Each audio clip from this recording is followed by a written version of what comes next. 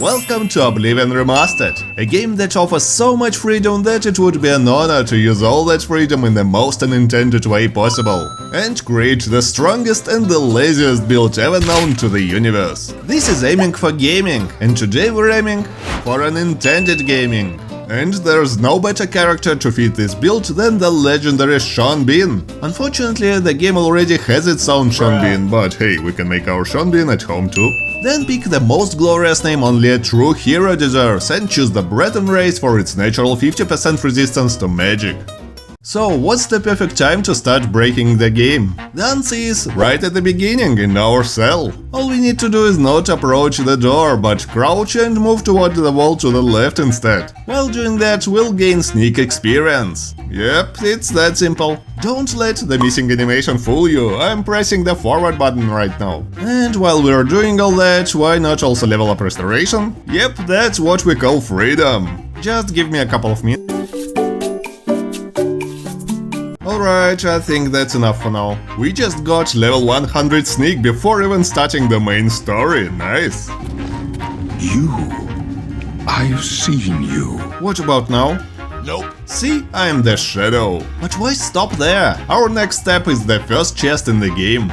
There it is. Normally, this chest teaches us how to lockpick, but instead just move the pick to any tumbler that's in the up position, then continuously press the set button. As a result, the pick won't break and will keep leveling security. All we need to do is repeat this process many times.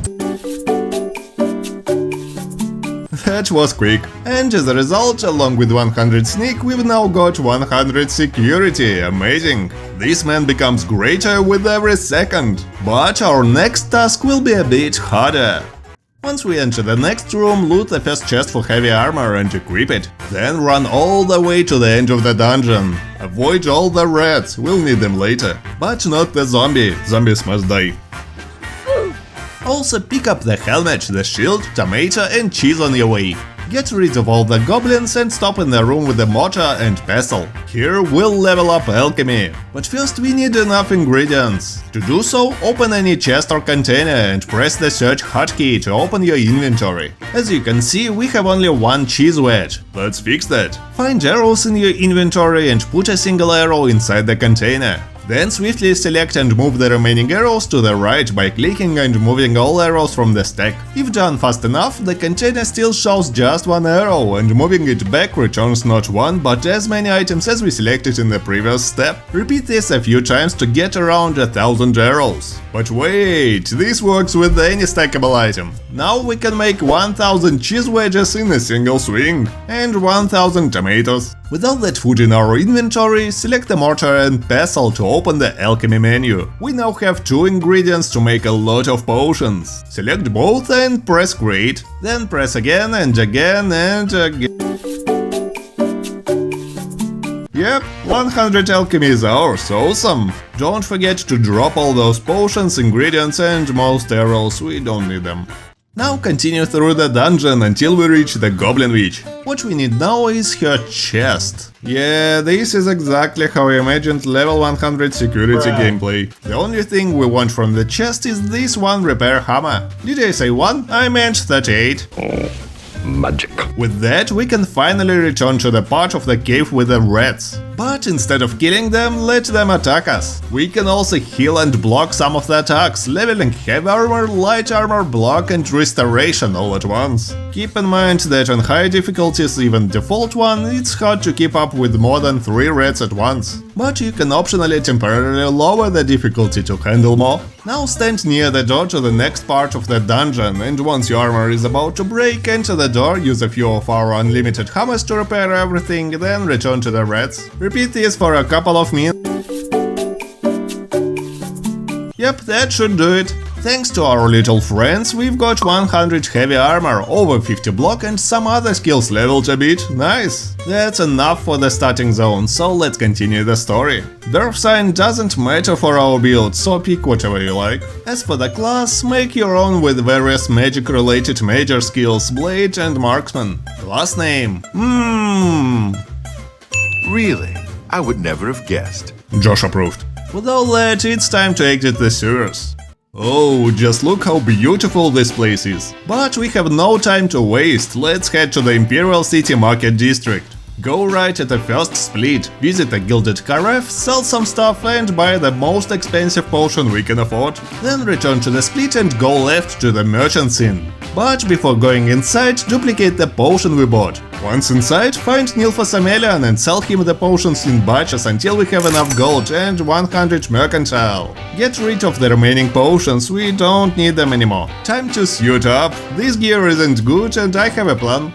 Our first step to becoming strong can be found in the Mages Guild in Coral. Inside, talk to Alberic Lita and buy all the spells he has. Now we can get awesome armor and powerful weapons of our choice, all with decent stats and completely weightless. To do so, we must activate 3 specific runestones. Each gives a bound weapon and armor piece, which disappear in 2 minutes and can't be unequipped, unless you know the trick. Damage both the armor and weapon by fighting any enemy. Then use a repair hammer on them. For some reason, this lets us drop the bound items. Do it, wait until the spell timer ends and pick them up again. After that, they become permanent items we can use forever. And here are the runestone locations we must visit. Bow and Helmet, northwest of Anvil. Claymore or Axe and Cuirass, east of Quatch. Dagger or Mace and Gauntlets, east of Bruma. Finally, equip the Boots and Grief spells from Alberic Lita and do the same trick, this time in 20 seconds to complete the set. That's it.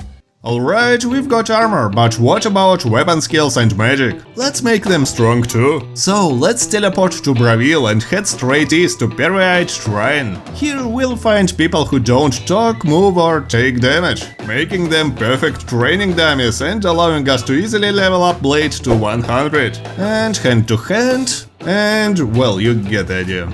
And after all that, level Conjuration to 100 by repeatedly summoning a skeleton, we'll use that soon. So, when a warrior becomes this strong at level 1, what's next? Becoming famous, of course. And there is no better way than to become champion of the arena. And we'll do it in the flashiest way possible. First visit Skingrad and go to the Mages Guild. Buy Summon Storm Atronach from the Guildmaster. You sure? Yes. Then teleport to the Imperial City Arena and sign up for your first fight. Equip the arena heavy raiment, but keep your helmet to look mystical and enter the arena. For some reason, enemies completely ignore your summons. So at level 1 your Storm Atronach can eliminate them in seconds. Your only job will be to block attacks while your summon does all the work. Repeat this trick over and over again.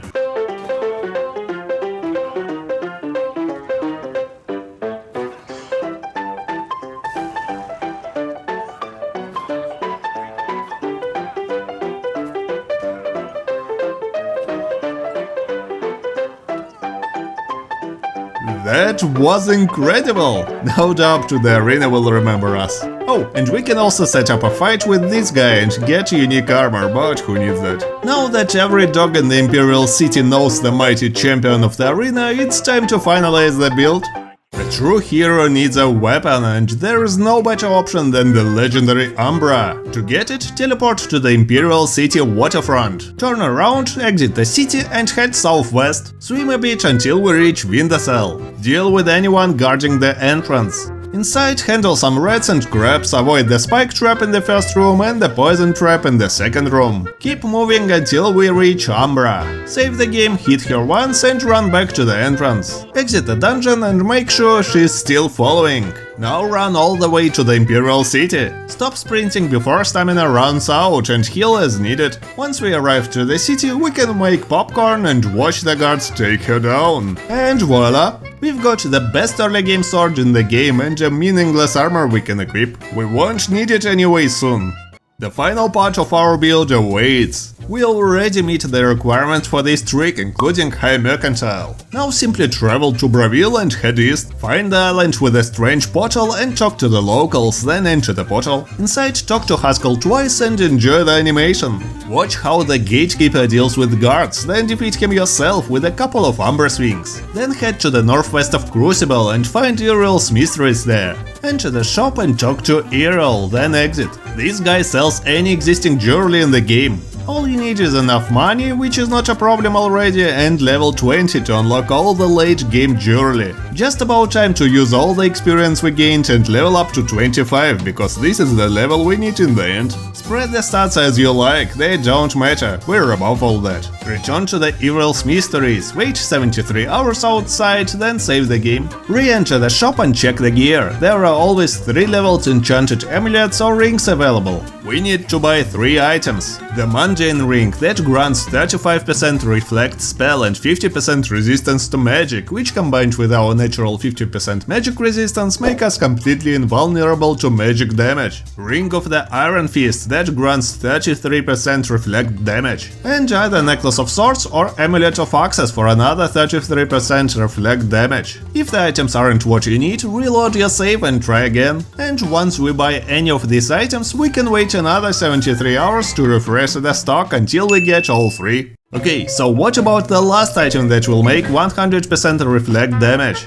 Here we have 2 options. The first option is to travel to Leeuwin and head southeast until we reach Deepscorn Hollow. Here we must find a secret underwater entrance and read in a journal that we can restore the whole place. To do so, teleport to Wownet Inn just west of the Imperial City. Find Rowley Erdwolf inside and buy all Deepscorn related items he offers. Return back to Deepscorn Hollow and watch how it has changed.